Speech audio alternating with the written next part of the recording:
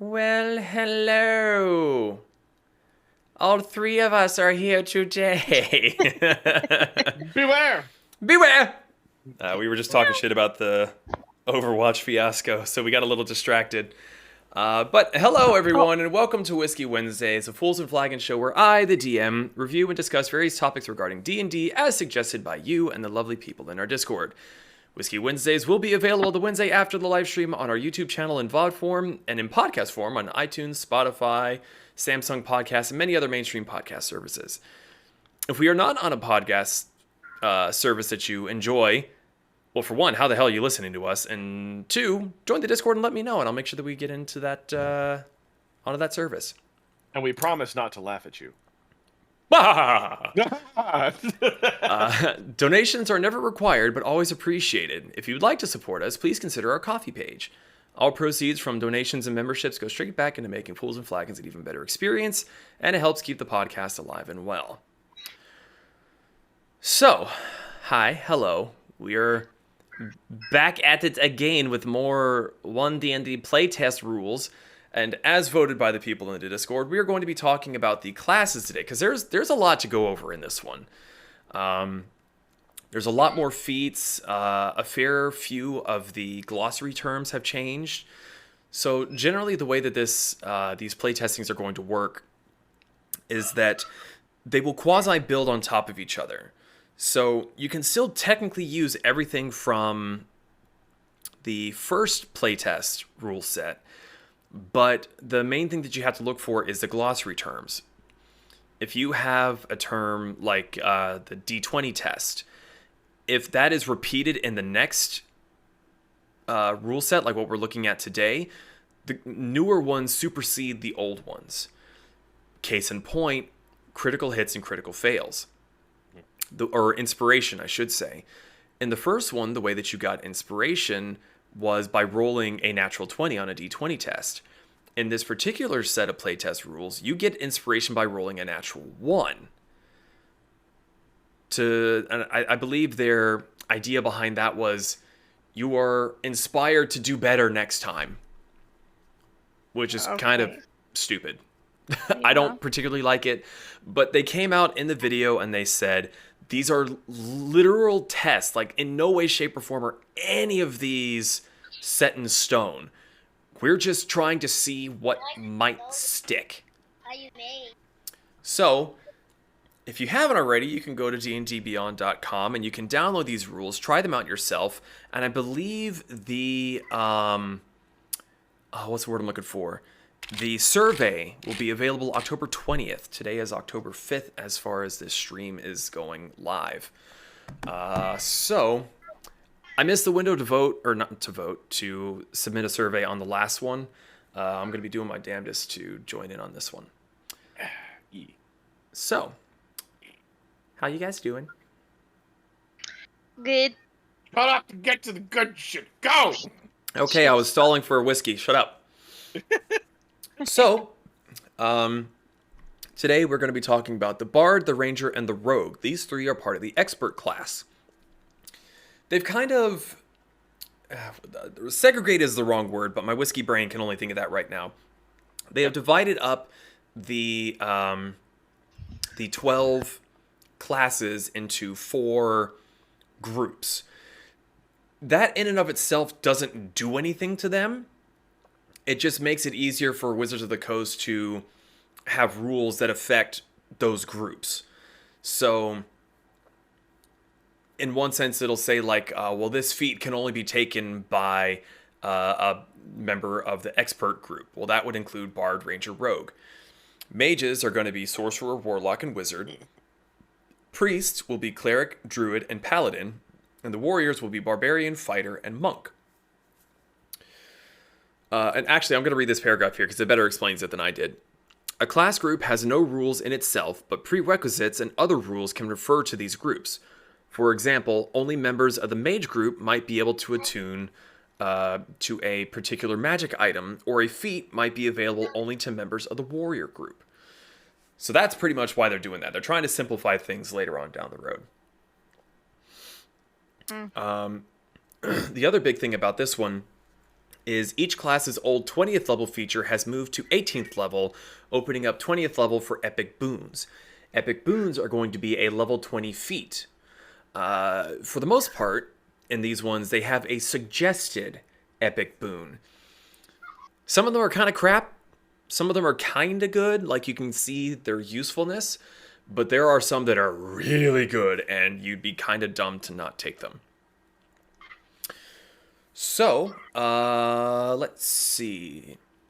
We'll get to the Bard first. They are part of the expert group, Hinger Dinger Durgan. Their primary ability is Charisma. They're actually putting this at the forefront of the description now, so you know what to put your ability scores into. And another thing I actually wanted to touch on super quick that they've also changed is that to multi-class a class, you have to have at least 13 points in the primary ability of that class.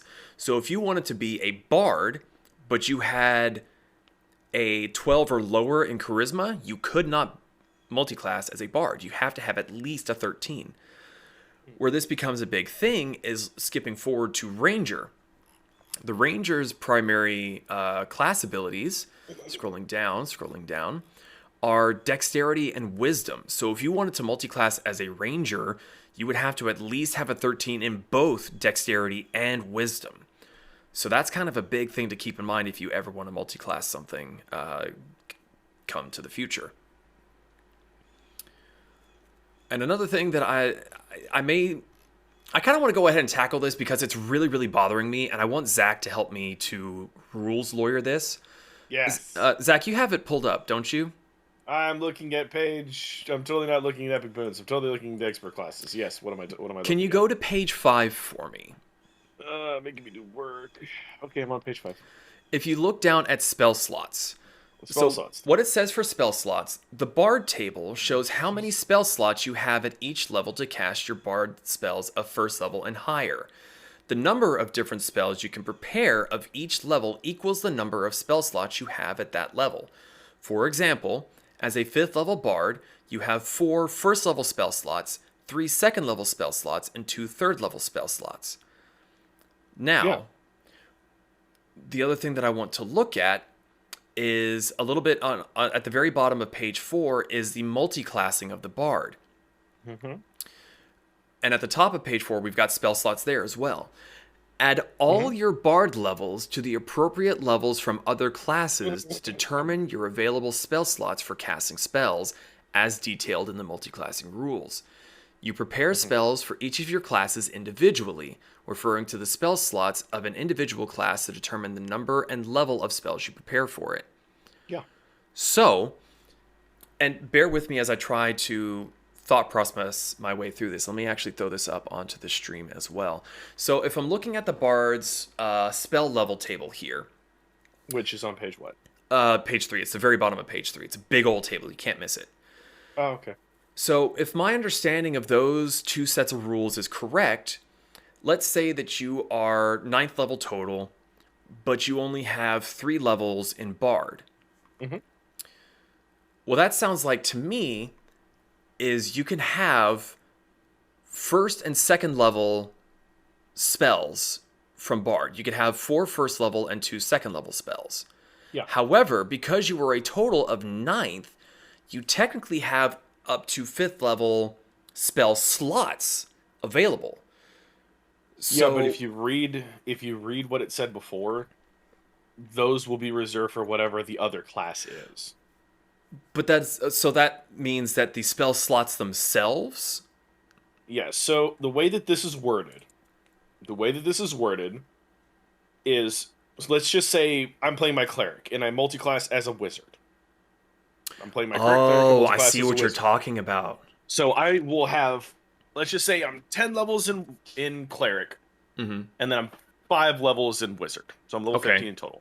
Okay. I will have up to 5th level spells in cleric. You'll have everything. We'll just use the bar table for this hypothetical because I don't know what the clerics actually have. Right.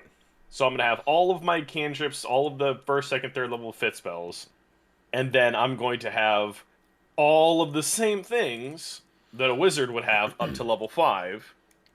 So I would have 1st, 4 first level, 3 second level, 2 second level, but those would come from the wizard spell table. And the Right. other, your 10 level or your whatever level you are in cleric is going to come from the cleric table. So they're going to be completely separate. I have a feeling that the way Well, that this is worded, you're going to have 2 separate spell little areas. so you think that you're going to have a, if we're considering D&D Beyond how they work, when you click on spells, you're going to have a ranger section and a wizard section, let's say. Yes. Or bard and With the- wizard, sorry. With the way that it is worded, that's what I'm imagining them saying. That being said, this also... Because it says you prepare spells for each of your classes individually, which makes sense. If you only have 3 levels in Ranger, you should only have access to your 3rd level Ranger spells. But referring to the spell slots of an individual class that determine the number and levels of the spells you prepare for it. But I guess the main thing that I'm curious about is if you are only 5 levels into Bard and 10 levels into Wizard, does that mean that you can only cast up to 3rd level spells as a Bard? Or does that mean that you can technically upcast to 8th since you are 15th level total? That depends on if they don't say that in here. At least they haven't yet. So Yeah. unless they come out and say you can use spell slots for each or other, Well, now, I would say the way that it's worded right now, no. and that's the thing. It's frustratingly poorly worded because in my own personal interpretation, and I very well could be wrong, while you could only take up to a 3rd level ranger spell, you could, because we'll get to that a little bit later, but you actually have access to certain spells at certain levels. But you would still be able to upcast that 3rd level spell. You just wouldn't be able to take a 5th level spell, but you could cast, I don't know, Hunter's Mark at, which granted, we'll get to that later. Hunter's Mark is vastly different. I don't know. Yeah, it's I see very where you're weirdly no. worded. For balance purposes, I doubt that will be the way that it is. Because, that would make some multi-classing classes really fucking busted. Right. So, as an example, with my character Boar, he was a Barbarian. I only had 3 levels into Bard because I wanted him to have Jack of all trades and be able to play Song of Rest. The other 5 levels were Barbarian. Because I think we were level 7 or level 8. I don't really remember. Something like that. But, because then that would mean that theoretically, I would only have access to 1st and 2nd level spells, but I would be able to upcast them to level 4. So that my spells would actually keep pace with me as we're playing. No, I don't believe that. Again, Because... that is if my interpretation of the really weirdly worded rules that they have here is what it will be, but I'm starting to lean towards what you're saying. No, because that other subclass that you are multi-classing is not a caster, you are not getting higher level spell slots because a barbarian does not gain spell slots at a higher level. Right. And that's the tricky part. It says add all your bard levels to the appropriate level from other classes. What the fuck does appropriate levels mean? We'll find out. You also have to remember, this may just, do any of the other ones say that as well, or is it just Bard that is worded like that? Oh, no. It does the same thing with Ranger. Except for Ranger, it's add Ranger to your other appropriate levels and then have it. Cut it in half.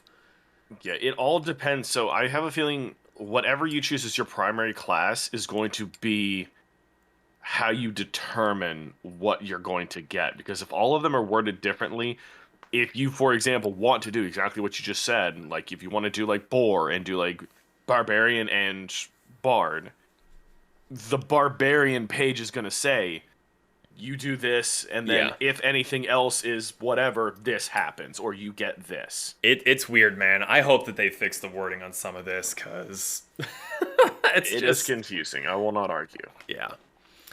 Well, let's skip over the confusing shit and get into some of the cool stuff that's going on here. Yes. So, still looking at Bard, because that's the first one on the list, we've got Bardic Inspiration. Now, Kirsten, who's an old hand, no, I don't want to play Goat Simulator 3. Yes, you do.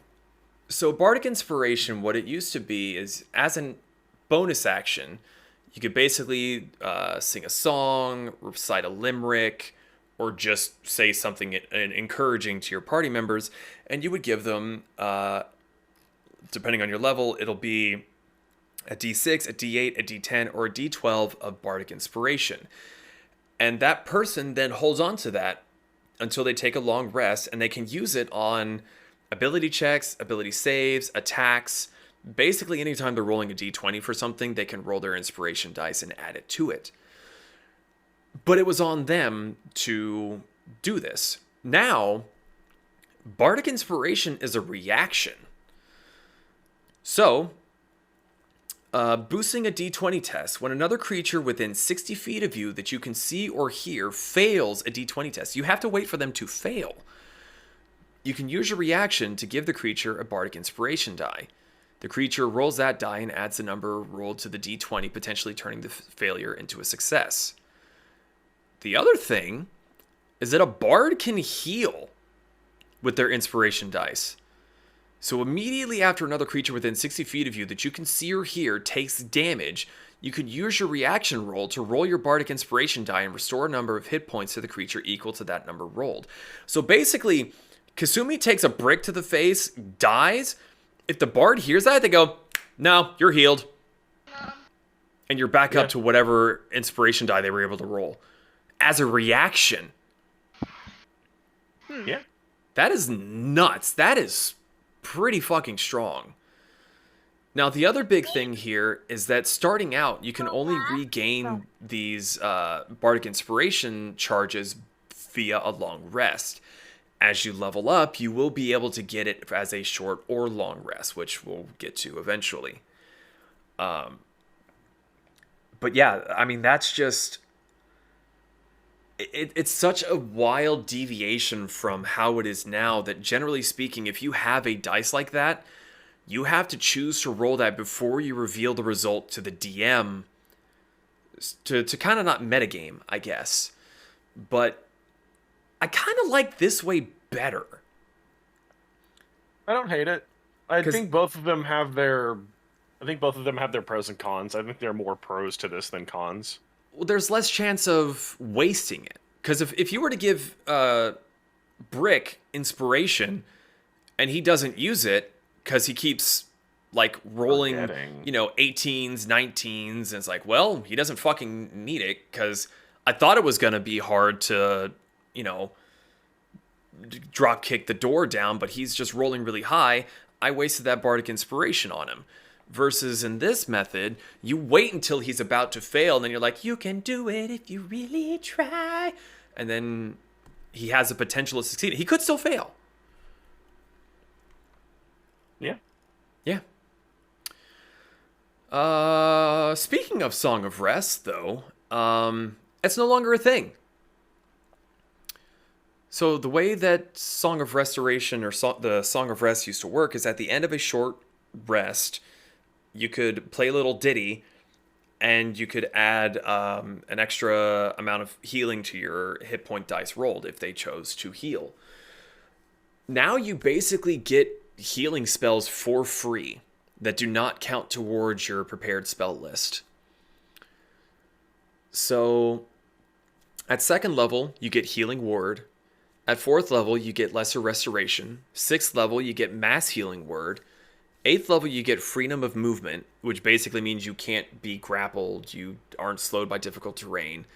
And at 10th level, you get Greater Restoration. Like, by the time you're 10th level, you have 5 really fucking good spells. Just cuz. Oh, and another thing! So far that I've seen, every class that can cast spells is able to swap their spells out after a long rest. Where that used to be like a wizard and a cleric and a druid thing, it's now pretty much everyone.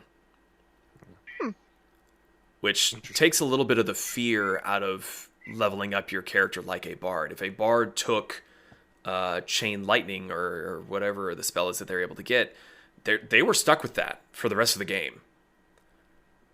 But now, you take a long rest and boop, boop. And Zach, I remember telling you about the number of spells that you can take, and you were kind of disgruntled about that. So I kind of want to go over that real quick, just so that people listening will kind of understand it. So at higher levels in this class, you can prepare more spells as shown on the Bard table.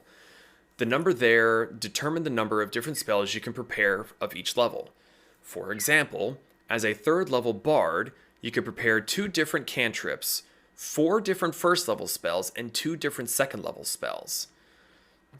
The difference there is that it used to be when you reached 3rd level, as an example, you could theoretically take 6 2nd level spells and just not have a 1st level spell to cast.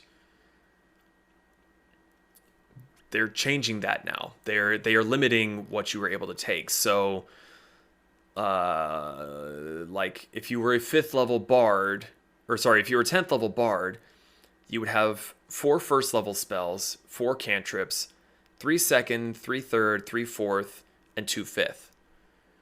So you couldn't take 6 1st level spells, 2 2nd, 1 3rd, 2 4th, and 1 5th, or whatever that maths out to be. You were now actually like properly limited to how many of each level spell slots you can take. Now, granted, you can still upcast everything. But I'm curious to hear thoughts on this, because I'm okay with it. I said it before. I don't mind that it's being done. I just don't like it because they're removing your ability to take what you want. To an extent. But I mean, if you look at when you're 19th or 17th level and you get an 8th and a 9th level spell, there's really almost no point in having more than one 8th or 9th level spell, because you can only cast one of each. So, is it really hurting you that much to not be carrying around 3 9th level spells that you can only use one of a day? That is one scenario. No, I know, but I'm posing that scenario because I'm sure that some people have done that. But it's a matter. So I'm not arguing, but to a degree, it's not a matter of like you can't use them. Well, yeah, obviously you can't use them, but what if a situation you're in requires X, but you took Y because you can only have one? Yeah. I don't know. Yeah, I mean, both sides of the coin. It's kind of a damned if you do, damned if you don't. But I also kind of feel like this is going to help, being devil's advocate here, I feel like it's going to help newer players to have a better grasp on balancing themselves out so that they don't potentially screw themselves over, if that makes sense. I don't know. It's an interesting change. I'm certainly not against it. Let's see. Jack of all trades has not changed. Oh, you do get expertise at 2nd level, which basically any 2 proficiencies that you have, or any 2 skill proficiencies you already have, you can make them, or with expertise, which is basically doubling your proficiency bonus to them. Let's see, at 7th level, that's when you get the font of Bardic Inspiration. When you finish a short or a long rest, you get all of your expended uses of Bardic Inspiration back. You get more expertise at level 9. Magical Secrets is really fucking interesting here. So at 11th level, you can take 2 spells from any spell list. Currently with Bard, you're only able to take spells from the Arcane spell list. And you can only take, let's see, so you take your spells from the Arcane spell list, and it can only be part of Divination, Enchantment, Illusion, or Transmutation. So I think Evocation is the only one you don't have access to. But at 11th level, when you get Magical Secrets, you can take 2 spells from any spell list. Period. And because of the way that you, at the end of a long rest, you can swap out your spells, you can swap those 2 spells out from any of those spell lists after any long rest. It's yeah, you just get 2 spells. 'Cause. Yeah. 15th level, you get to take 2 more from any spell list that you want.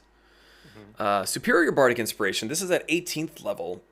When you roll initiative, you regain 2 expended uses of your Bardic Inspiration. Wait, there was another... Oh, I'm sorry. There was another paragraph to the Font of Inspiration. I missed this part. So back at 7th level, where you get to recharge it at a short and long rest. In addition, if a creature rolls your Bardic Inspiration die and gets a 1 after any rerolls you may have, that use of your Bardic Inspiration isn't expended. So basically, if they turbo fail with a 1, even if they succeed with the 1, it doesn't expend the use of Bardic Inspiration. So let's say that Zach, you roll a 16, but the DC was like 17. You roll the inspiration die, you get a 1, and it's just enough to make you succeed, but you still roll the 1, the bard does not expend their Bardic Inspiration die. Interesting. It's very interesting. The other kind of cool thing that they've done here is they have recommended bard spell lists. Yeah. It's just really nice for new players that they maybe won't take shit that they shouldn't be taking. Like things that are actually really good for your class to do. I mean, Charm Person, Blur and Shatter, Minor Illusion, Calm Emotion, Haste, Tongues, like these are all very bardy abilities. I mean, like, I'm definitely happy that they're doing this, but at the same time, like, I guess they're making it easier for that too. It's just like, it's one of those where, like, I see why they're doing it. What, but at the same the time, suggested spells? well, I see, no, not suggested. I don't know. I guess I don't really know of a way to word it. It's like, as a good, like, I don't know. For me, the sign of a good DM is a DM making sure that if you have a new player, you're doing your best to, Sure. Usher them? To guide them. Yeah, to guide them. Yeah. To, like, some of the better decisions. Just because they don't take what, everyone else takes doesn't necessarily mean, that they're... Oh, very true. But at the same time, if you're in the middle of a session and you've taken a long rest and you don't want to bother the DM because they're doing a bunch of stuff, you at least have something, yeah. a suggestion of what could be here. But yes, you are correct that the player should trust in the DM, and the DM should be able to help that player until they're more comfortable to do it on their own. But I do like that they have... So, like, if you're playing a bard from the first time and you come up to me and you're like, hey, I'm 7th level, I'm seeing here in the player handbook, it says that it's recommending compulsion. What do you think? And I go, well, these are the kind of situations compulsion would be good in, blah, blah, blah. It's more maybe roleplay centric because you're doing subterfuge, but we're doing like a lot of combat. So maybe something like greater invisibility, like it's saying further down, or polymorph might be a better spell to take at this point in time because so I like that it's at least potential talking points between the player and the DM to figure out what might be a decent thing to do.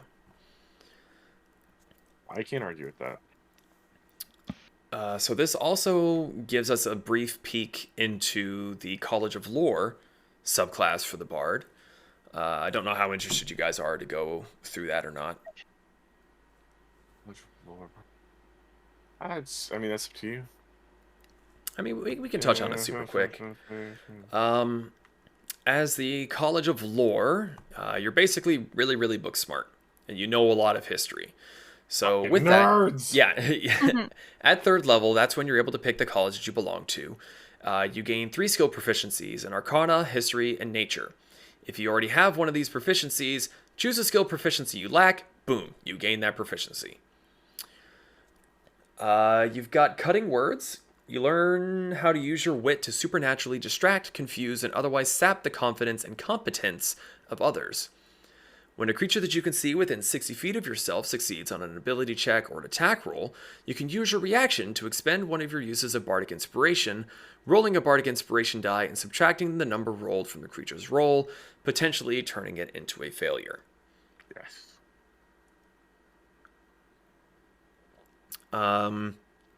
Going on to 6th level, Cunning Inspiration. Through your studies in Cunning, you've learned to inspire others exceptionally well. When any creature rolls your Bardic Inspiration die, that creature can roll the die twice and use the higher of the 2 rolls. It's basically giving you advantage on inspiration. Yeah, I did notice that. Improved Cutting Words does the exact same thing as Cutting Words before, but whatever you roll to negate that damage, you deal in psychic damage to that creature. Well, inspiration plus your charisma. Whatever you rolled on your inspiration dice plus your charisma modifier, you deal in psychic damage to the creature. So even if it succeeds or fails, you're still going to be dealing damage to them. Gotcha. 14th level, Peerless Skill. When you make an ability check and fail, you can expend 1 use of Bardic Inspiration.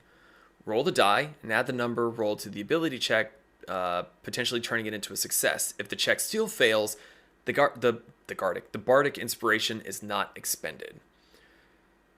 So, basically, if you were inspiring yourself, you can if you still fail, you don't expend a use of it. Which is good. It's pretty cool. So I'm really excited to see what some of the other Bardic subclasses are going to be. I feel overall the Bard with the current rules has gotten a significant buff. I would say so. I can't argue with that. I don't really know much about bards, so I can't really argue with that.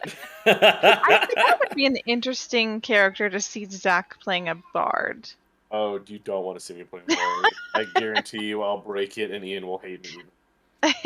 I'm honestly so tempted. I wish you still had your flute somewhere so that whenever you did something, you just go, and that was it. That was your whole Bard identity. It's just quickly trilling on the flute. No. I'd have to learn how to play the flute. The Oompa Loompa flute? Thank you! It's either that or jazz flute. That too. Or the ocarina. No, it's not a flute. It's an ocarina. And? Good job, Kirsten. Just ruined it. I mean, okay, you're welcome. Technically, a flute, you're blowing across a hole. The ocarina, you're blowing into the vessel itself. So that's okay. That's like a recorder. Got it. Yeah, recorder is closer. Yeah, I'll to give an you a ocarina. recorder. Recorder and ocarina are closer than an ocarina. Yeah. Fuck, a conch is closer to an ocarina than a flute is. Yeah. So, moving right along into Ranger, which is, in my own personal opinion, broken as fuck right now. Like, it's just, oh god. So, as I said before, their primary ability is Dexterity and Wisdom. I'm actually kind of curious because... Wait, what? Their primary ability? Your primary ability scores. Oh, is Dexterity and Wisdom. You need your Dexterity to shoot your bows, and you need Wisdom as your spellcasting modifier. Okay. So I'm actually kind of interested. I may need to read through these rules a little bit closer to see, but if you want to multi-class as a Ranger, you have to have your Dex and Wisdom as 13. But I don't think it says if you are a Ranger to start out that you have to have those at 13. I think it's just a multi-class. I mean, it would be stupid, but technically that's a question for future us. Wait, what? Say it again? That's a question for future us. Yes, for future Whiskey Wednesdays topics.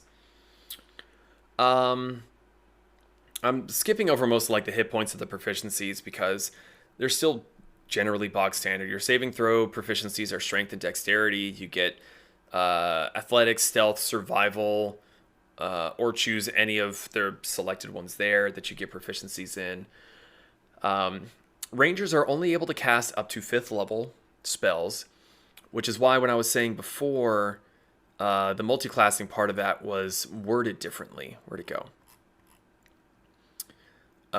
Spell slots for the Ranger.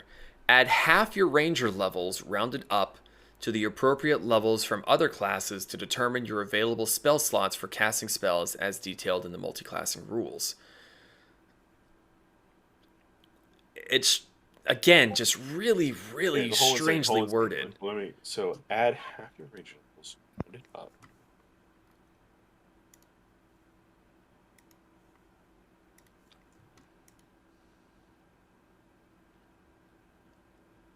Yeah, it's just You prepare spells for each class. Spells for individual class. Determine the number of spells you prepare for it. I'm gonna need a fucking walkthrough from a Wizards of the Coast employee to be like, this is what we mean. Because I'm sure it makes perfect sense to them. They're writing the fucking rules, but to an idiot like me, it's confusing. The appropriate levels from other classes. So I'm guessing this is one of those where I'm gonna take a step out. Appropriate levels. I'm guessing this is so that, like, for example, I'm a level 11 ranger. Okay. And I'm a level 5 of a wizard. Fuck it. So you're 16 total. So it's saying half rounded up to the appropriate levels of other classes. I'm guessing if you multi-class, you can't go above what you would have ranger level wise for spells. So, like, for example, in that situation, you would technically have 6 levels to add to whatever your spell slots for the other are, but that would put you at a higher level wizard than you would be for bard Ranger. or ranger. So, like, I don't know, like, that is very weird. It's very weirdly worded. Yeah.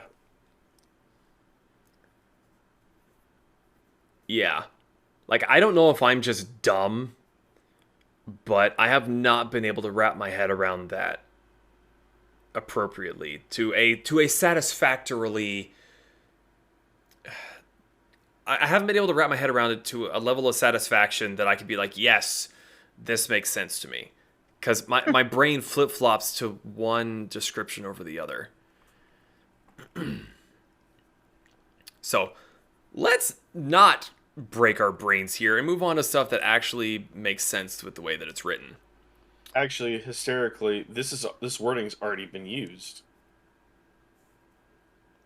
Explain. So for artificers, add half your levels rounded up in the artificer class to the appropriate levels from other classes to determine your available spell slots.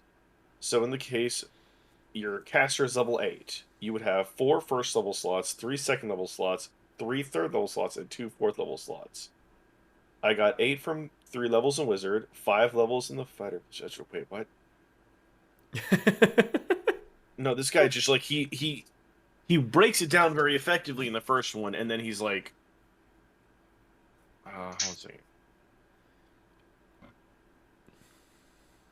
Oh, those are 2 different situations. Oh, okay. Okay, that's why it's in parentheses.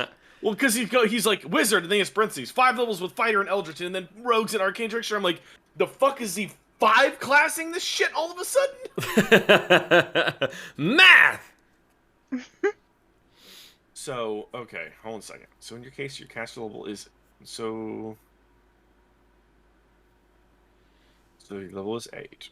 Now, is he doing this with the playtest rules, or is this old D&D? No, these are old. It's literally worded exactly the same. This isn't something new that they just were like, hey, by the way. No, this is literally exactly how it's worded. I just I copied that fucking phrase that didn't make sense and fucking Googled it, and this shit came up immediately. So, like, D&D's been doing this shit for a while, apparently. So, let me just look over this real quick here. So, in your example, your spellcaster is level 8. Therefore, you would have this, and this. I got 8. Actually, so the multi-classing prerequisites have actually always been there. I did not know that. Yeah. Interesting. So, you determine your available spell slots by adding together all of your levels in Bard, Cleric, Druid, Sorcerer, and Wizard classes. Half your levels rounded down. If you have the Eldritch Entry, this is undetermined. So this is all of them. So you're level 8, so it should get you up to 4th level.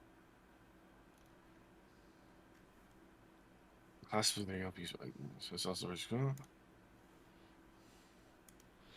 right. Well, to keep the keep going. I'm gonna keep I'm reading through this. Yeah, there was a lot of dead space and a lot of mumbling as we're trying to read and figure out what the fuck is happening.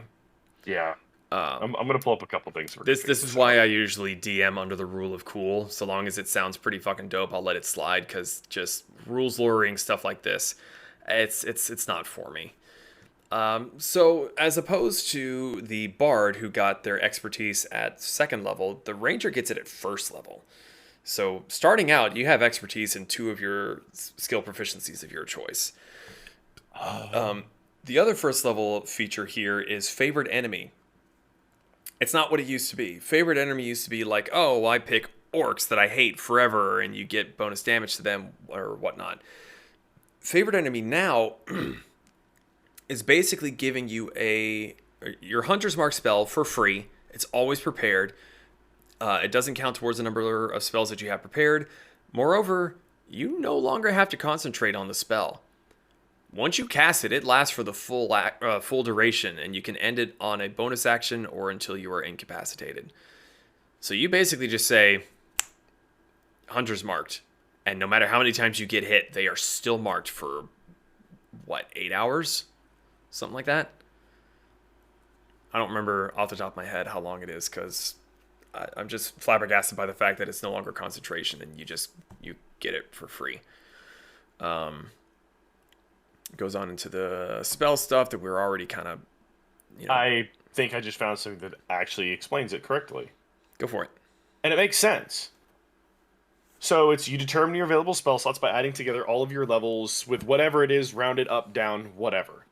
If you have more than one spellcasting class, this table gives you slots of a level that is higher than the spells you know or can prepare. So what they're saying with that wording is, for example, let's just say you're multiclassing and you have a 4th level spell slot, but you're not high enough of level to learn a 4th level spell.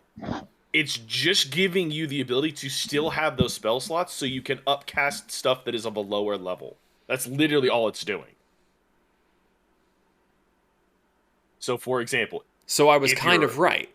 So if you're a ranger level 4 and a wizard level 3, you count as a 5th level character for determining your spell slots, of which you have 4 first level, 3 second level, 2 third levels. However, you don't know any 3rd level spells, nor do you know any 2nd level ranger spells. This is just giving you the ability to upcast the spells that you do know and potentially enhance their effects. That's literally all it is. Okay. It's not like, oh, you're getting this. All it's saying is you're adding these together to determine what level of a caster you are. Yeah. Which gives So you your that's spell all. slots, so you're able to upcast. So then Yes, theoretically, with that being said, does that only factor into classes that can cast spells? Or with my Barbarian Bard, was I able to upcast my spells? Technically, you would be able to upcast those spells. That being said, whatever class you're multi-classing with will tell you if you're going to be rounding up or down and what you're going to be adding. So it's all different. So if you're adding stuff to a barbarian, it will tell you what to add to it. So you still may not get 9th level spell slots, but you'll still get... I'm not expecting 9th level, but I'm expecting that if I'm level 12, I'm not stuck casting 1st level spells. I mean, granted, I'm going to be casting 1st level spells, but I'd be able to upcast them to, Yes.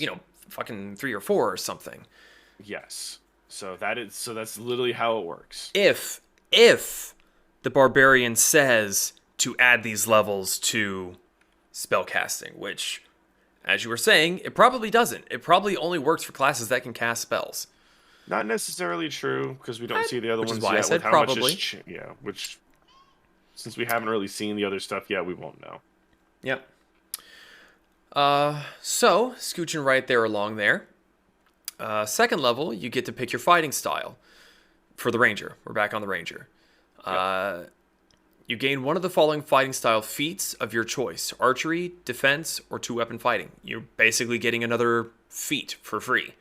You're getting to pick what flavor of Legolas you want to be. Yes, whenever you gain a feat at later levels, fighting style feats are among your options, even though you aren't a member of the warrior group. So therein is part of what they're talking about. Normally, the warrior group is the only one that's able to take fighting style feats, but because you are a ranger, you're an exception to the rule. Fuck you, Rangers. 3rd level, you get to pick your subclass. 4th level, you get a feat. 5th level, you get your extra attack. You can attack twice instead of once whenever you take the attack action on your turn. 7th level, you get roving. Your speed increases by 10 feet while you are not wearing heavy armor. You also have a climb speed and a swim speed equal to your normal speed. So at 7th level, you can move, climb, and swim 40 feet. Because pretty much every single race at this point has at least 30 feet of movement. Yeah. Bitch is fucking Spider-Man at that damn point. Yeah. Well, now, granted, it does say later on that you can only do one type of movement per turn. So, for example, say that you want to go and climb up a wall. If you have your 30 feet of movement, but it takes you 10 feet to move up to the wall, and I'll have to check this again here in a minute, but I believe you use your 10 feet to move up to the wall, but you cannot convert your next 20 feet into climbing. I think that moving to the wall is all you're able to do. That's dumb. That's very dumb. Let me go down and check it real quick. Like, that's extra special kind of dumb if that's how they do it. So a climb speed can be used to move on a vertical surface without expending the extra movement normally associated with climbing. A climb speed can also be used in any situation in which your speed is usable. Some creatures have the spider climb trait, which allows their climb speed to work even on the underside of horizontal surfaces. Am I? I swear I'm not making that up. I swear I read that. Hold on. Well, if we come across it, we come across it again. Yeah, but I don't want to like lead people astray, you know? Okay. What? No. Next. Oh, Jesus. Difficult terrain. Exhaustion. Fuck off, tips and tricks. Get out of here. Yeah. Grappled condition. Jump action. Move. Okay. When you move, you can go a distance equal to your speed or less. For example, if you have a speed of 30 feet, you can go up to 30 feet when you move. Difficult terrain can slow you down, breaking up your move. You can break up your move using some of its movement before and after any action you take on the same turn. For example, if you have a speed of 30 feet, you can go 10 feet, take an action, then go 20 feet. Moving around other creatures. Climbing and swimming. You can use your speed to climb or swim. Some creatures also have a climb speed or a swim speed. If you use your speed to climb or swim, each foot of movement costs 1 extra foot. For example, if you swim or climb 5 feet, you must expend 10 feet of movement to do so with your speed. If you're swimming or climbing through difficult terrain, okay, blah, blah, blah, that's not quite it. Special speeds. Some creatures have special speeds such as climb speed, a fly speed, or swim speed. If you have more than one speed, you must choose which one to use each time you take your move. For example, if you have a speed and a climb speed, you can use one of those speeds when you move, not both during the same move. If you take more than one move on a turn and have more than one speed, each move can use the same speed or a different one. For example, if you have both speed and fly speed, and you take the dash action on your turn, you can use your speed for the move and your fly speed for the dash, or vice versa. So I was kind of right. If you say I want to move and you move, you would then have to say I want to take my dash action to fly or to climb. That's the way that I'm reading this. Correct me if I'm wrong. I'm actually more confused than I was before. Like, the way you're just like you're explaining things, and I just need the simplification. So if you walk up to, if I have 40 feet of movement, Yes. I can move, and I'm 10 feet away from a wall, I can move 10 feet up to that wall, and I cannot climb at all. You would have to use your dash action to use your climb speed. If you take more than one move on a turn and have more than one speed, which means like a movement speed, a climbing speed, and a swimming speed, because some classes have like 30 feet of movement speed, 10 feet of climbing speed, something like that, something stupid.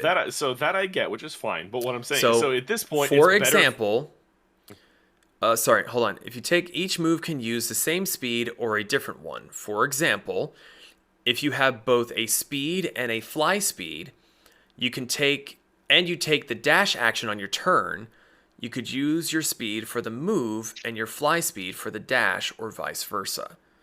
So it sounds like when you decide that you are moving, you have to decide which type of moving you're doing. Are you doing a normal speed, a climb, a fly, or a swim? If you have those different movement values. So you could do both as long as you don't use different values.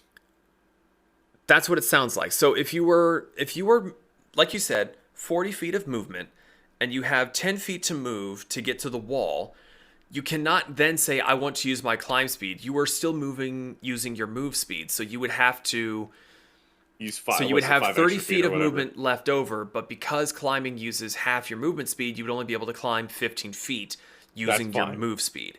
That's totally fine. Yes. The way that we were saying it before, it's like, yeah. Oh man, I'm 5 feet away from this wall. Well, I guess I can't climb anymore. I'm like, that's fucking stupid.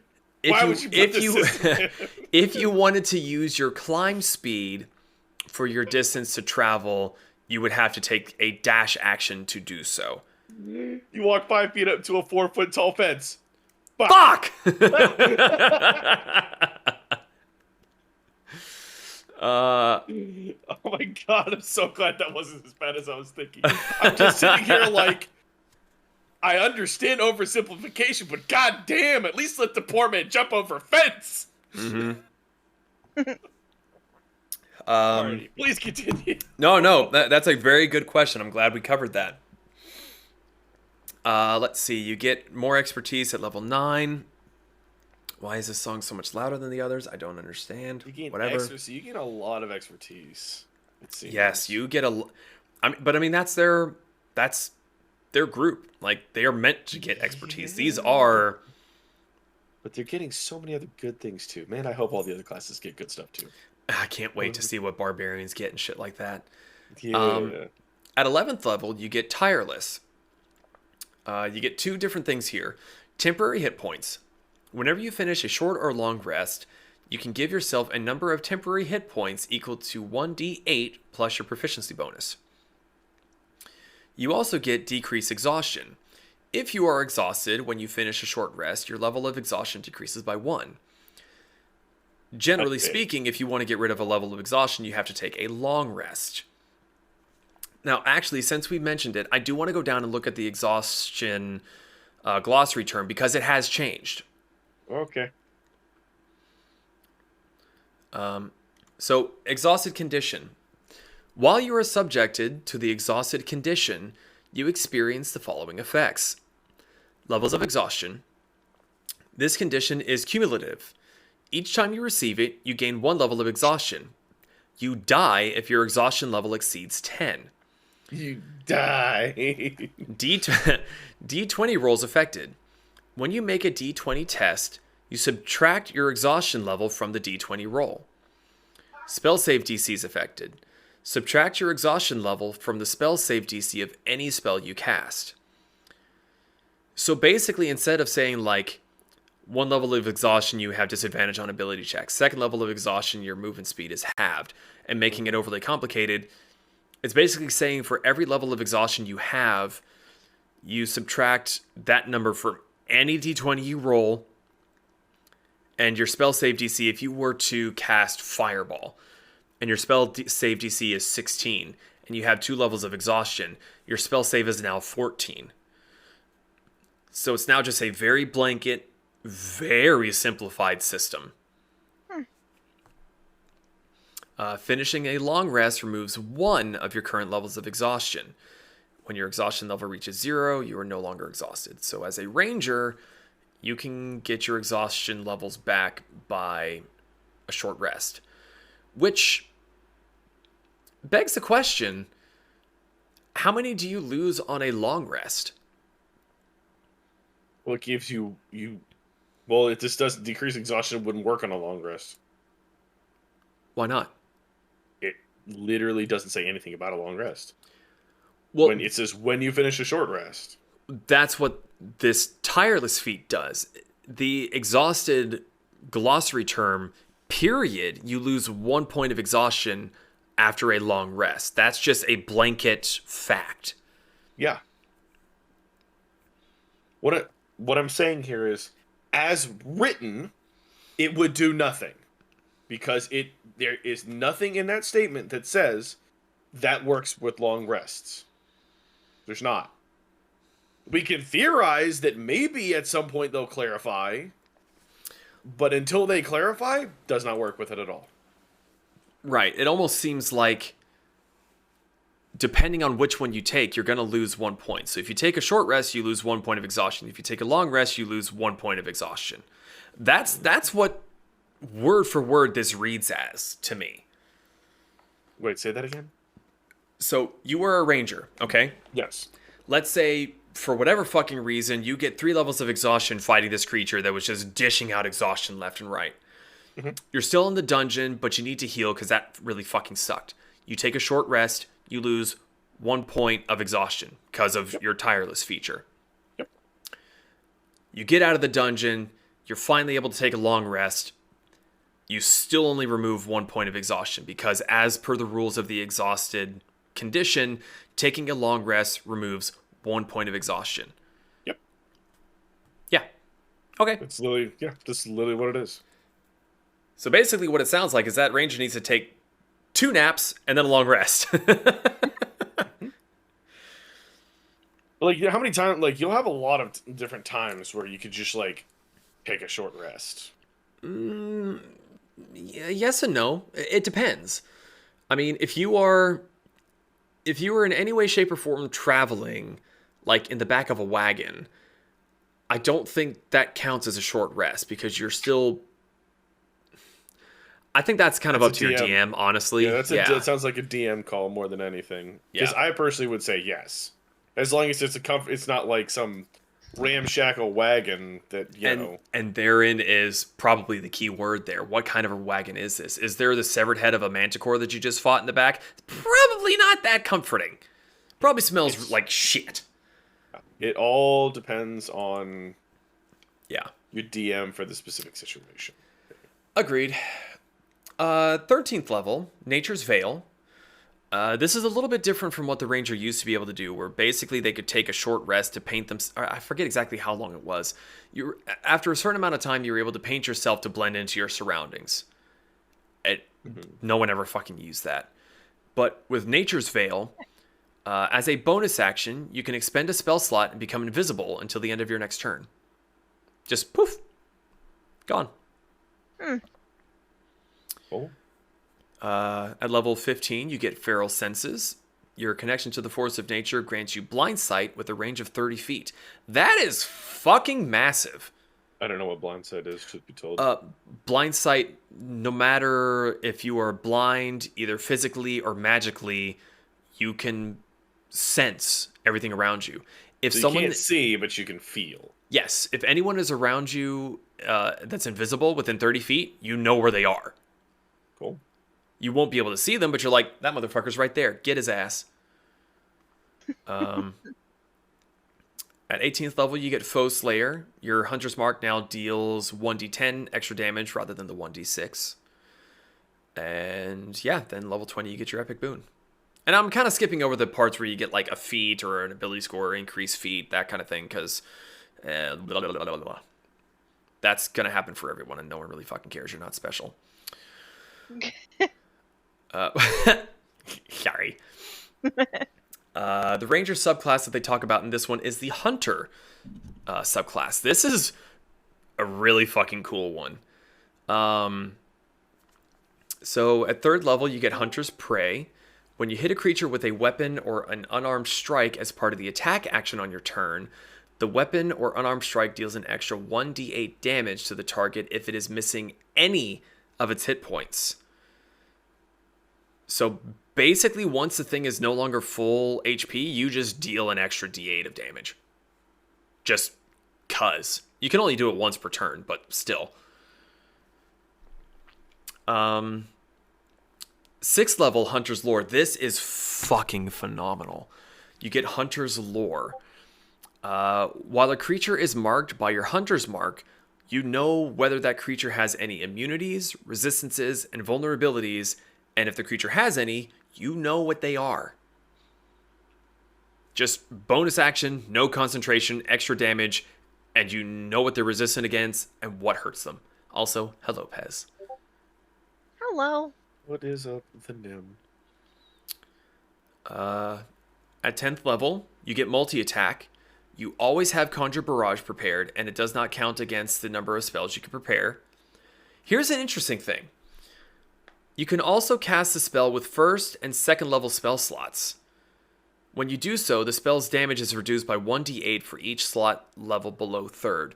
I think this is the first time that I've ever seen a spell that can be downcasted. Wait, what is this one? Conjure Barrage. It's a third level spell, but this is letting you downcast it. So normally Where is it saying this?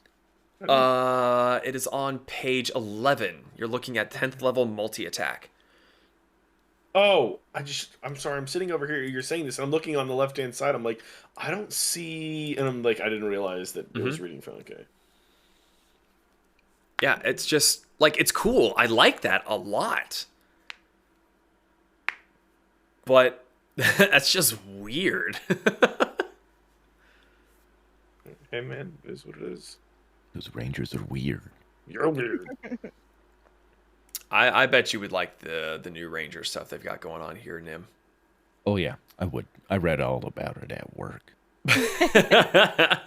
He did his homework. Read all about it. Last but not least, at 14th level, you get Superior Hunter's Defense. When you are hit by an attack roll, you can use your reaction to halve the damage against yourself and redirect the other half of the damage to one creature other than the attacker that you can see within 5 feet of yourself. So you can basically say, I'm going to take half the damage and you're going to deal the other half to this idiot that's behind me. Now it says damage to one creature. It doesn't say an enemy. You could technically redirect that damage to an ally. If they pissed you off enough. Well, I mean, like if you need your barbarian to rage True. without, Or if you just need the barbarian to take any... Now, granted, this also doesn't say that you have to direct the damage. It says that you can. So if you want to be a dick, or you want to make sure that your barbarian is still... Which, granted, I think at 14th level, the barbarian gets Enduring Rage anyway. By that point, I'd have to check on that. It's been a minute since I've really looked at their features. So it may kind of be negligible at that point. But you could just be a dick and make them stab one of your party members. Like, let's say the wizard casts Fireball on you earlier and somehow you're right beside him. You go, well, fuck you, dickhead.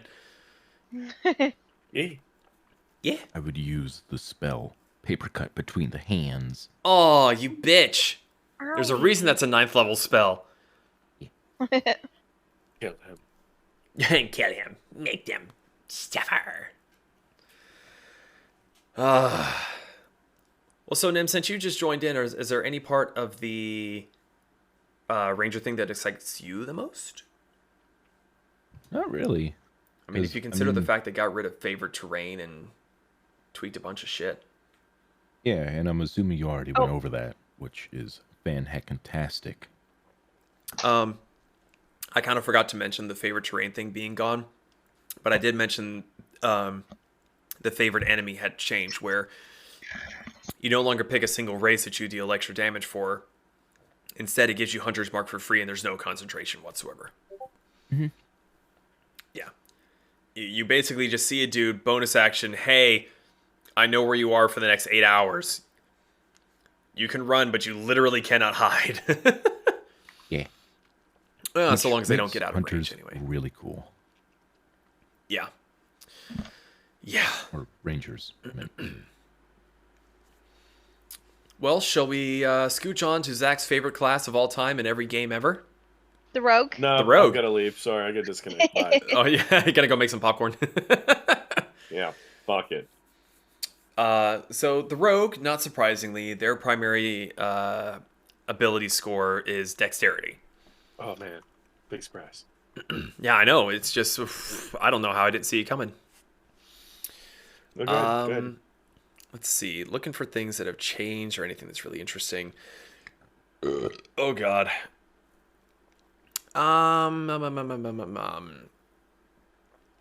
Nothing really major that's all that different. I mean, your hit Yeah, that's a good points point. are We'll still just the go ahead and skip the rogue. It's fine. We don't need to talk about that. Nah, I still got a lot of whiskey left. May as well while we're at it. No, just talk about other stuff. Rogue's That's not all right. important. So the rogue, like the ranger, gets their expertise feat at first level. You also get sneak attack as your at first level. Once on each of your turns, when you take the attack action, you can deal extra damage to one creature you hit with an attack roll if you're attacking with a finesse weapon or a ranged weapon, and if at least one of the following requirements is met. You have advantage on the attack roll, which Kasumi just learned about in our last D&D session on Friday, Fools and Flagons, or twitch.tv/Fools and Flagons. Shameless plug. The werewolf was prone, which gives a melee attacker advantage, which let her use her sneak attack damage on it. The other option is if you have an ally adjacent to the target. So if at least one of your allies is within 5 feet of the target and the ally is not incapacitated and you don't have disadvantage on the attack roll, you can use your sneak attack. Okay, so I do have to point this out. Mm-hmm. It says if you aren't incapacitated. Yes. Does debt count as incapacitated? Death counts as incapacitated, yes. Are you sure? In this book, does it literally say that? Yes. Because if it doesn't, that means your ally is dead. It will still give you advantage. No, it counts as being incapacitated. Uh-huh. Listen, I'm going to keep on with rogues. You can scroll down and see if you can find something that says otherwise. So to determine the extra damage, roll a number of d6s equal to half your rogue level rounded up. There is a fancy schmancy little chart up above, or if you use D&D Beyond, it will do the math. It will do the math for you. At first level, it also gives you access to the Thieves' Cant language. And you also get to pick one other language of your choice, which you choose from the standard languages or rare languages table. At second level, you get Cunning Action, which I believe you used to get at third level. I don't remember. But it basically allows you as a bonus action to use the dash, disengage, or hide actions. Which is very, very cool. Kasumi is only just now getting used to it 43 sessions in. Listen. It's an adjustment. Listen, we're listening. Leave me alone. Sorry, Mr. Mouse. At fifth level, you gain access to Uncanny Dodge. When an attacker that you can see hits you with an attack roll, you can use your reaction to have the attack's damage against you, rounding down. At 7th level, you get more expertise, 2 more skill proficiencies of your choice. At 9th level, which Kasumi would have just gotten, is Evasion. Mm-hmm. You can nimbly dodge out of the way of certain dangers. When you are subjected to an effect that allows you to make a dexterity saving throw to take only half damage, you instead take no damage if you succeed on the saving throw and only half damage if you fail. You cannot use this feature if you're incapacitated, aka asleep, aka dead. It's asleep. Dead's not confirmed yet. All right. At 11th level, you get Reliable Talent. You have refined your talents until they approach perfection. Whenever you make an ability check that uses one of your skill or tool proficiencies, you can treat a D20 roll of 9 or lower as a 10. Now, I would have to look at this again, but I do believe that a natural 1 is considered a failure no matter what. So in that aspect, Reliable Talent would not factor into that. That could also just be table rules. I don't really remember, and I don't feel like I also looking it up. find it very interesting that they don't mention that in a rule. I think they do. Let me scroll on down real quick and look at the D20 test real quick. D20 tests. Something in the game affects the D20. When a player character rolls a 1 for a D20 test, that character gains heroic inspiration. The DM determines whether... Okay, so it doesn't specify. It may have specified in the last one. But I also just can't be bothered to go back and look at that one either. So, let's see, where was I? Can't be bothered. Reliable Talent.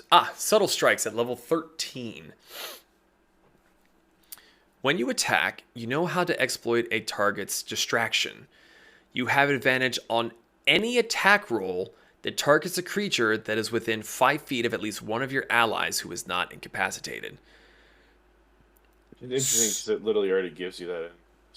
It's just being adjacent to your. That's literally being adjacent to your allies. That's a little bit. Well, no, you would have to flank. If you are standing side by side with your ally, that's not flanking. Flanking, you need to be on the complete other side. What this is saying is that, so let's say that Kasumi is using Basaito and she's using the short bow form of the weapon. If Zahn is standing right beside it, she still attacks as normal, but she gets sneak attack because there's an ally side by side. At 13th level, if Zahn is beside that same thing, she now gets advantage plus sneak attack. Yeah. Cool. So, that's just... Can we just call sneak attack by what its true name is? That being pack tactics? Bitch. It's the bitch town. No, because pack tactics gives you advantage. Sneak attack is a set of d6s that the rogue can roll for more damage. Slightly different. Pack tactics. You also have to be within 5 feet of your own allies for pack tactics, which this is not. Correct. If anything... Tactics. Okay, sir. It's reverse Uno card pack tactics. Like, I am not convinced. I mean, it's not even a matter of being convinced. It literally is. Shut up and sort your moss by taste. Nom, nom, nom, nom, nom. Nom, nom, nom, nom. At 15th level, you get Slippery Mind. Meow, meow. Your Cunning Mind is exceptionally difficult to control. You gain proficiency in Wisdom and Charisma saving throws. Speaking of, that's another thing that they got rid of from Bard. You no longer have that... what is it called? Charming Performance or whatever?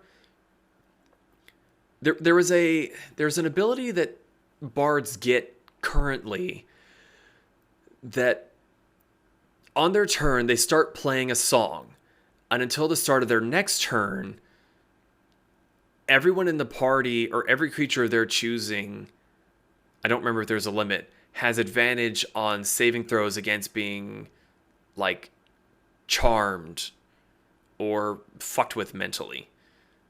We'll say this, I do find... Go ahead. Wait a minute. Don't hurt yourself. I actually completely... I know. The proficiency in Wisdom and Charisma, like, why? So Slippery Mind, giving you proficiency in Wisdom and Charisma. Wisdom and Charisma saving throws are generally the saving throws used for Charm Person, Sleep, that sort of thing. So it basically is making you harder to subjugate mentally. Like if you're going up against a Mind Flayer, having proficiency is going at 15th level is giving you what? +3, +4 to your rolls? So true, but that's not what I'm really too worried about. It's like you gain proficiency with this stuff regardless. Oh no, it's saving throw. Never mind. It's saving throws. I jumped the gun there. I didn't see the saving throws part. My bad. Right. No, It's that's fine. I thought it was just you gain proficiency, and I'm like, why? I'm like, you don't need this. I'm like, oh, saving throws. Yeah, I guess that's alright. So 17th level. This is where shit starts to get Stupid. Thank you. 17th level, you get Elusive. You are so evasive that attackers rarely gain the upper hand against you. No attack roll has advantage against you while you are not incapacitated. That's stupid. That is stupid. That is literally stupid. That's the dumbest I don't know what fucking you're talking about. I Kasumi, think it's great. shut the fuck up! Listen, you're not going to be complaining about it when I save your ass one of these days. Damn fucking right I am, because if the rules actually go through and casters can't crit, melee people can, and now you just can't have advantage against you is fucking stupid. Hey, look, anybody want to play this game and not have to worry about anything ever? Play a rogue! Yeah, With why do you Uncanny think Dodge, Evasion. Oh, and let's not even get into 18th level Stroke of Luck. You have an uncanny knack for succeeding when you need to. If you fail a D20 test, you can turn the roll into a 20. Once you use this feature, you cannot use it again until you finish a short or long rest.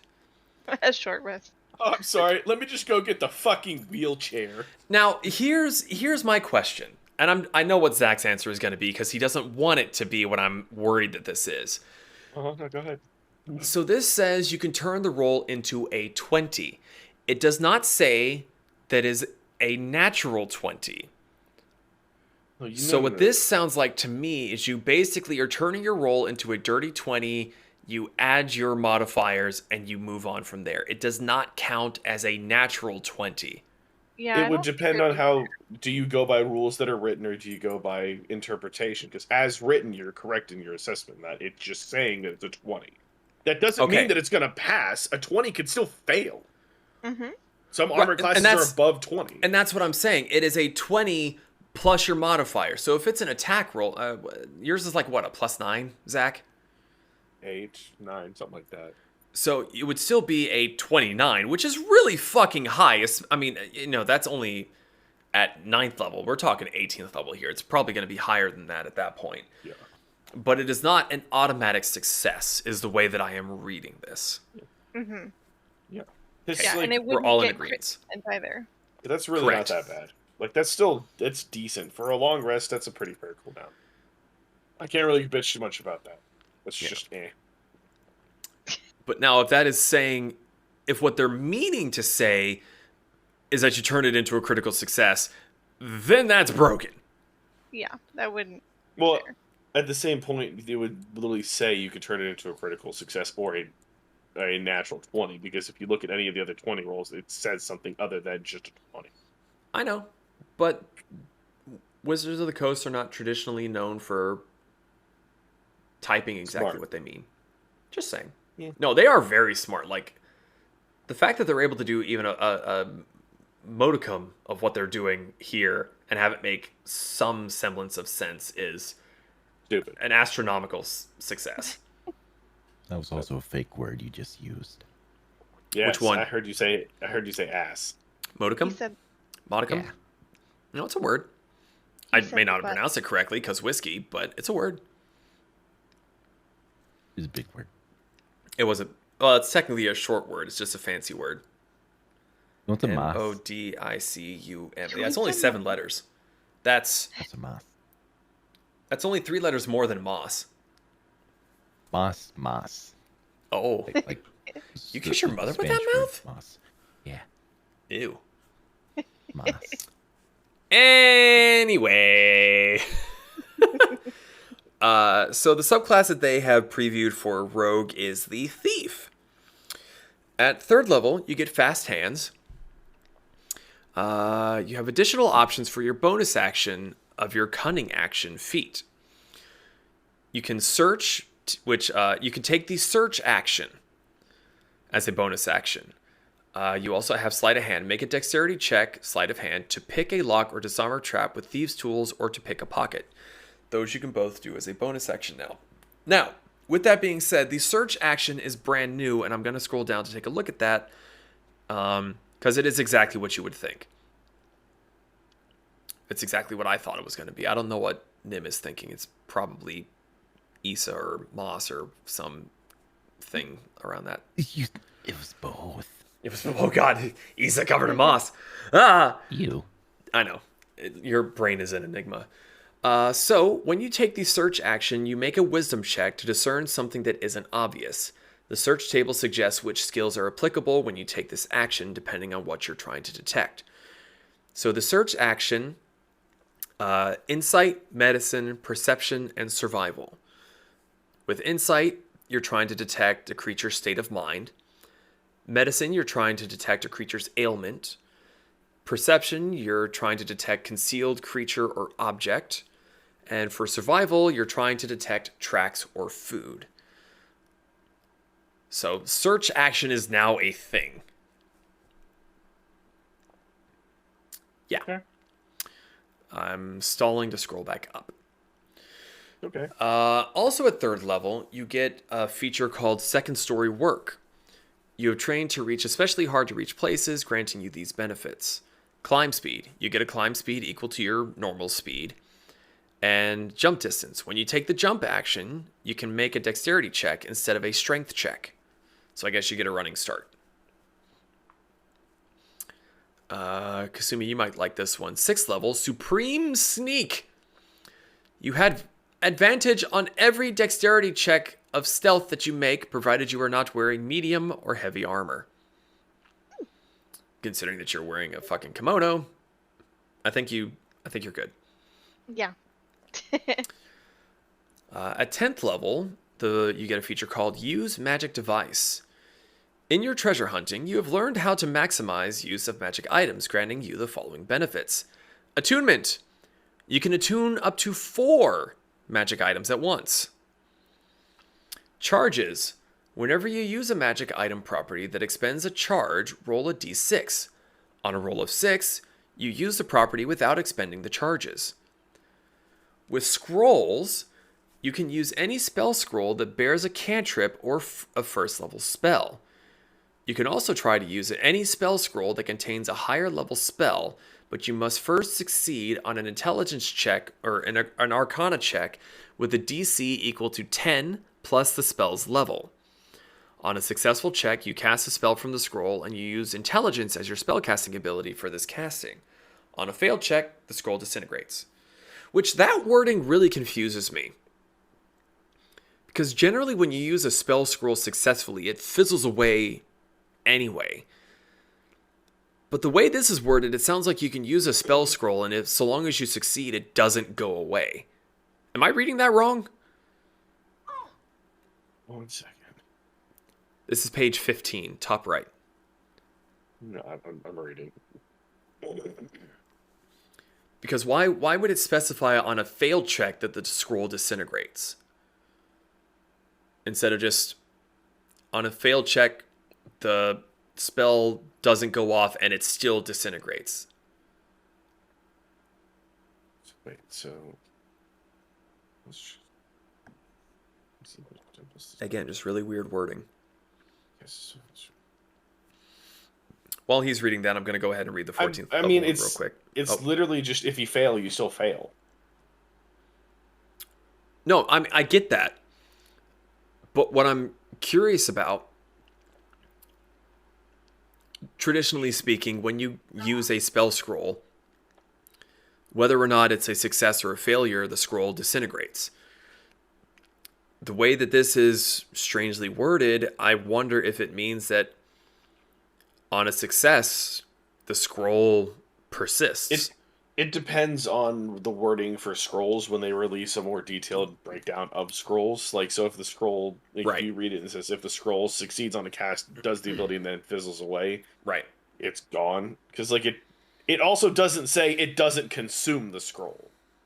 So that's No, the I know. biggest things. Like, Yeah, but you also can't assume just from the lack of written information. Just because it doesn't say it doesn't mean it doesn't not do it, I think. doesn't. Actually, you just said 4 negatives, which means it's a positive. Oh my god. So, Right. So actually, it does mean. so what you're saying is it's a solid maybe. Y'all are I hurting my was like- brain. You were saying it's like negative, positive, negative, positive. I'm like, you ended on a positive. It means that it does do it. Fuck. Yeah. At 14th level, you get Thieves' Reflexes. You can now take a second bonus action on your turn, provided it is a bonus action from Cunning Action.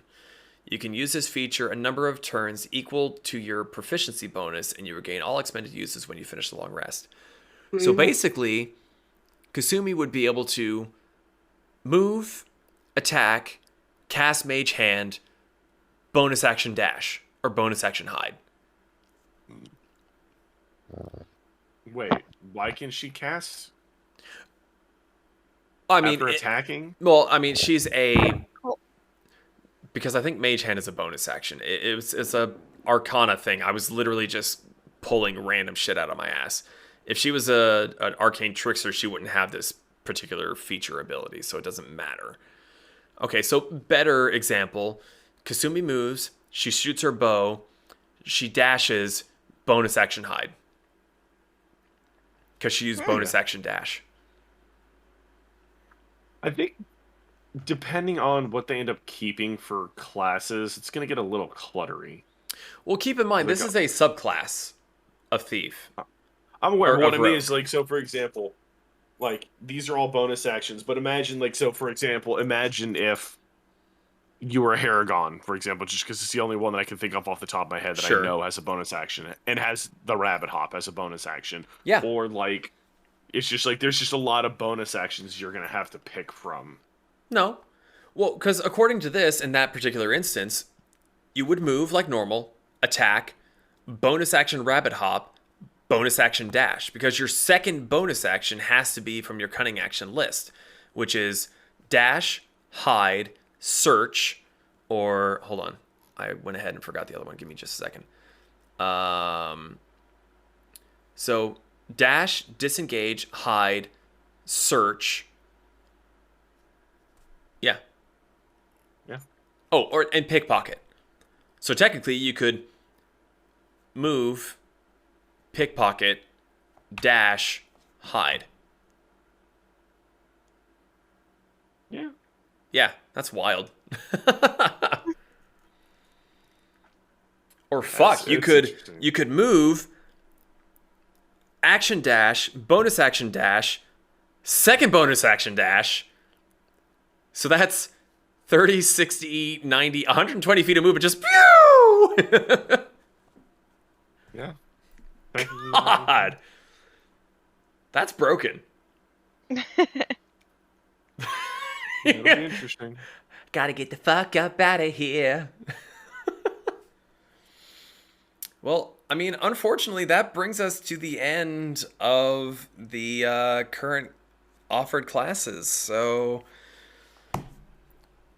closing thoughts? Any that anyone here is particularly excited for? I'm Over more another? interested to see when they release kind of the first look at everything, to kind of see what everyone else is getting, because like they've done a lot of different stuff. Like, for example, we've said it a million times. Like, spellcasters can't crit. Certain things are a little different. Spells are probably gonna end up changing, or like what spells you're gonna be able to take are probably gonna end up changing. So like, Oh, they've I absolutely wanna changed. For Yeah. perfect example, bards can no longer take cure wounds. regardless, I'm gonna be very interested to see what other classes get, because if I like me personally, if I don't see those classes also improving, like Yeah, there needs to be some sort of an improvement at the very least with spellcasters to make up for the fact that they cannot crit. that's just an example. Like Yeah, there's got to be a bunch of other stuff too, but like it seems like everybody's getting flavorful and tasty things. I'm very interested to see some of the other stuff that they come up with. flavorful I and just tasty. hope that they don't. I just hope that they don't do what I've seen certain games do, and that's, oh man, this type of class is really powerful for the first season until we try to balance it, and now all of this is the most powerful because we just nerfed everything to the ground, and now this other class is super powerful. I'm just hoping they do a little bit of love to everybody and don't just give all of this really cool new stuff to only one little group of classes. It doesn't seem like they're going to do that, but that's Yeah. my only that's my biggest concern. I Because like, definitely think so. From the video that they put out when this next round of playtest rules came out, is the survey for the first round of playtest rules was still undergoing when this second playtest came out. So I think when the third round of playtest rules come out, they will be tweaking things based on the survey from the first playtest. So this second playtest has not been tweaked or modified whatsoever with any of the public's input. yeah, The second playtest rules have been released based on their own internal testing. So, which is why they were saying, like, you know, you're going to see this natural one gives you inspiration.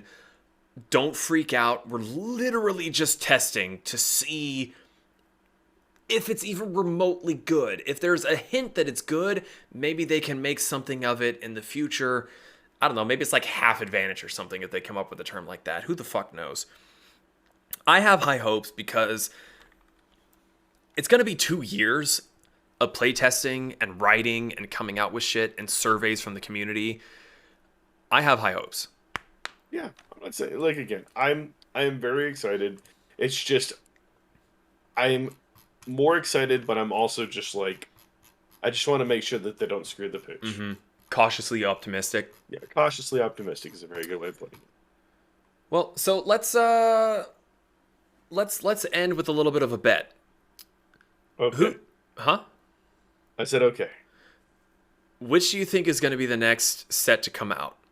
Mages, priests, or warriors? I think probably whatever next on the list. I'd say mages. Yeah, so whatever the mages will be next on that list, so that's probably what they'll end up doing. Magic. I want warriors to be next. I want to see what's happening with barbarians. They're So probably gonna be last. I'm gonna bet warriors just to be different.